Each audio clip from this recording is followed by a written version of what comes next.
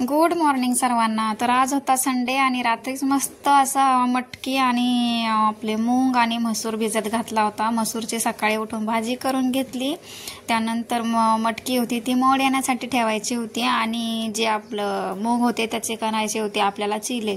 तर मुगाचे चिले म्हणा, धिरडे म्हणा, डोसा म्हणा, काय पण म्हणा, ते मी बनवणार होते। तर मस्त सगळं बारीक करून घेतलं आपलं मिक्सर जारमध्ये, दोनदा करून घेतलं कारण एक वेळेला तर होणार नव्हतं त्याच्यामध्ये, छोटं भांडं असल्यामुळे। तर मस्त असे डोसे तयार झाले आपले, खूप छान आणि खूप टेस्टी लागत होते। बापरे, मी आता हा नाश्ता ना कायमच करून खाईल। मी इंस्टावरच बघितलंय, बरेच जण बनवतात आणि खातात।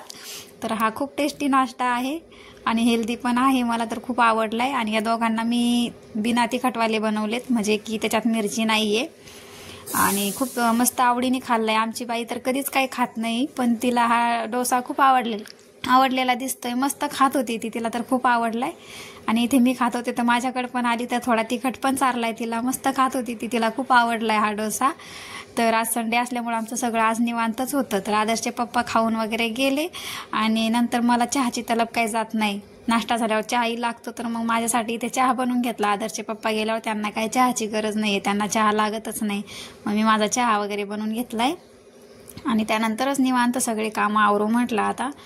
तर चहा वगैरे घेऊन झाल्यानंतर मग काम आवरायला घेतली, आंघोळ वगैरे बाकीच होती माझे। संडे असल्यावर असंच असतं आमचं, सगळं निवांत असतं। तर मग चला भेटू उद्याच्या ब्लॉगमध्ये। असा होता आमचा संडे।